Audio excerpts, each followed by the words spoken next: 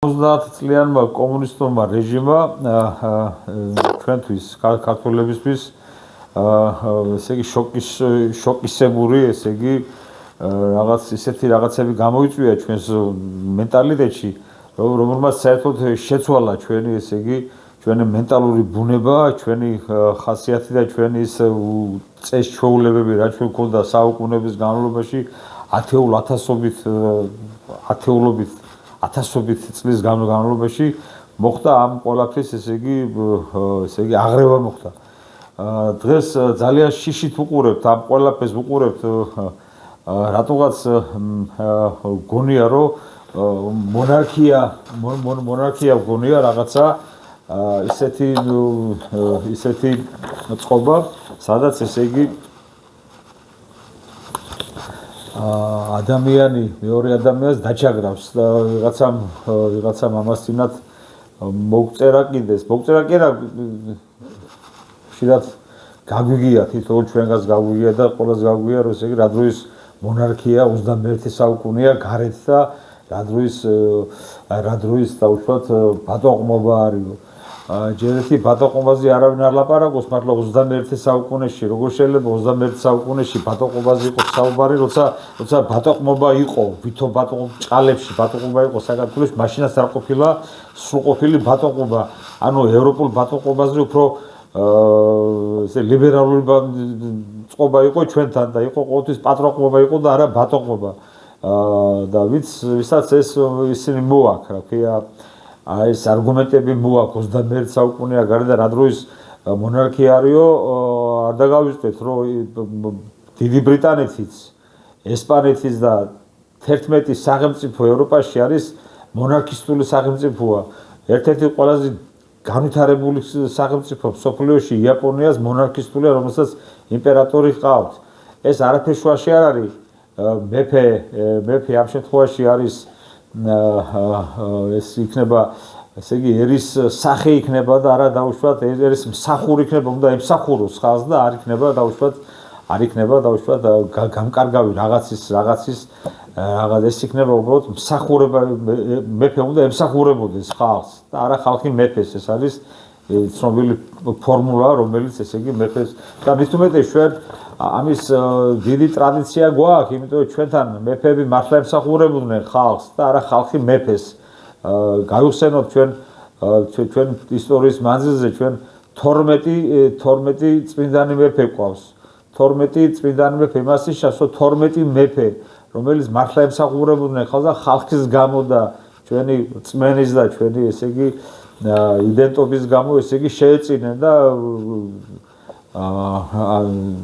უზარმაზარი და უშველებელი ზნეობრივი მაგალითი მისცეს, ხალხს მისცეს ზნეობრივი მაგალითი და ამ ფონზე ზედმეტია იმაზე ლაპარაკი, რომ ჩვენ ესე იგი მეფე დავშაგრავს.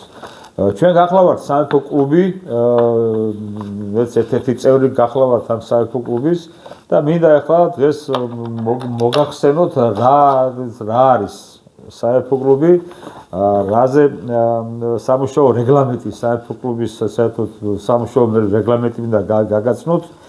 სამეფო კლუბის სპიკერი არის ბატონი გაიოზ მამალაძე. ჩვენ გახლავართ მისი წევრები, გახლავართ ამ ორგანიზაციის წევრები. სოფლიო წამყვანი ქვეყნის მაგალითი, ჩვენი ისტორია და სარწმუნოება გვასწავლის, რომ ქართველი ხალხის ეროვნული, რელიგიური, კულტურული და სოციალური უფლებების დასაცავად სამეფო ტახტი ყველაზე ორგანულია. საქართველოს სასულიერო და საერო მოღვაწეთა სამეფო მონარქისტული კლუბი, შემოკლებით სამეფო კლუბი ან მონარქისტული კლუბი არის საქართველოში სამეფო ტახტის აღდგენისა და მისი სახალხო კონსტიტუციური მონარქიის სახით დადგენის სრულთა ზეპარტიული სათათბირო სადისკუსიო კლუბი. კლუბის უმთავრესი მიზანია პოპულარიზაცია გაუწიოს სახალხო კონსტიტუციური მონარქისტულ იდეებს, რათა შემდგომ რეფერენდუმის საშუალებით ქვეყანაში დამყარდეს კონსტიტუციური მონარქისტული წყობა. კლუბი აღიარებს ეროვნული ერთობის აუცილებლობას. კლუბი არ იხდის რომელიმე ფენის შთამავალთა პრივილეგიებისა და წოდების აღდგენისათვის. საქართველოს კონსტიტუციის თანახმად ყველა მოქალაქე არის თანასწორი. შესაბამისად ადამიანის უფლება უფლება და საყოველთაო დეკლარაციისა. სამეფო კლუბში გაერთიანებულია სხვადასხვა პოლიტიკური წამსის და საზოგადოების სხვადასხვა ფენის ადამიანი. სამეფო კლუბში მიუღებელია რომელიმე პოლიტიკური ძალის რეკლამა ან კრიტიკა. კლუბი არ უპირისპირდება არც ერთ პოლიტიკურ ძალას საქართველოში და მის ფარგლებს გარეთ. პირიქით იგი ეცდება ყველა დაარწმუნოს კონსტიტუციური მონარქისტული წყობილების აუცილებლობაში და ამისათვის მიმართავს მხოლოდ კონსტიტუციურ მეთოდებს. მონარქისტული კლუბის წევრობა შეუძლია ყველას, მათ შორის სხვა ქვეყნის მოქალაქეებსაც, ვისაც სურთ საქართველოს ერთიანი სამეფოს აღდგენა. სამეფო კლუბის წევრობისათვის საჭიროა წერილობითი განცხადებით მიმართვა სამეფო კლუბის სპიკერის თავმჯდომარის სახელზე. კლუბიდან გასვლა თავისუფალია. კლუბის ყველა წევრი თანასწორია. სამეფო კლუბს მართავს სპიკერი. მას კრებაზე ეხმარება რამოდენიმე წევრი, რომელსაც დანიშნავს სპიკერი. შემოწირულობები გროვდება ხაზინადარის მიერ, ხოლო განკარგავს სპიკერი და კლუბის ხოდომა. სტომის თარიღს სპიკერი და მისი თანაშემწეები შეატყობინებენ ყველა წევრს შეძლების დაგვარად. გადაწყვეტილება მიიღება დამსწრე წევრთა უბრალო უმრავლესობით ან კრების გადაწყვეტილებით. კეჭისყრით მიღებული გადაწყვეტილების ხელახლა კეჭისაზე დაყენება შეიძლება მხოლოდ 3 თვის მერე. სხვა საკითხებისათვის იქმნება შესაბამისი კოლეგიები. სამეფო კლუბის სახელით გამოსვლა შეუძლია ყველა წევრს, თუ ეს ეხება მონარქიის აღდგენის საკითხებს. სხვა შემთხვევაში სპიკერთან შეთანხმებით. კლუბის სახელით გამოსვლისას მიუღებელია პოლიტიკური აგრესიის გამჟღავნება. სამეფო კლუბის წევრები დასახული მიზნის ხელშესრულისათვის თავის საქმიანობას წარმატებენ ქრისტიანული მორალით, ურთიერთთანადგომით, კოლეგიალურობით, მიმტეველობით, სოლიდარობით, მეგობრული ურთიერთობით, კანონითა და კონსტიტუციის მინიჭებული უფლებებით. სამეფო კლუბს აქვს ლოცვა-კურთხევა საქართველოს მართლმადიდებლური ეკლესიის იერარქიისგან. მათ შორის სრულიად საქართველოს კათოლიკოს პატრიარქის უწმინდესის და უნიტარისის ილია მეორესაგან. აუცილებლობის შემთხვევაში რეგლამენტში შეტანილი იქნება შესწორებები სამეფო კლუბის სტომის მიერ. ეს არის ის, რაც ესე იგი ის სამშობლო რეგლამენტი ჩვენი და ჩვენ მიზნად ისახავს პოპულარიზაციას. იმიტომ ხალხმა არ იცის და ძალიან ესეთი შეკითხვებით იბადება, რომელიც ესე იგი საერთოდ შორს არის იმისაგან, რასაც ჩვენ დავუშვათ, რასაც ჩვენ გვინდა რა, მოკლედ სამეფო კლუბს უნდა და როგორიც უნდა იყოს სახელმწიფოებრივი მოწყობა.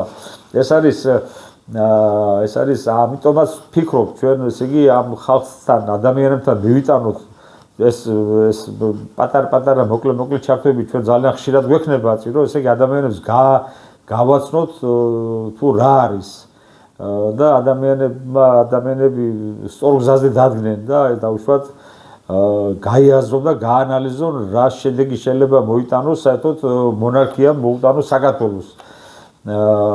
ეს იყო სულ რაც უნდა მეთქვა და მადლობ ყურადღებისათვის მომავალ შეხვედრამდე.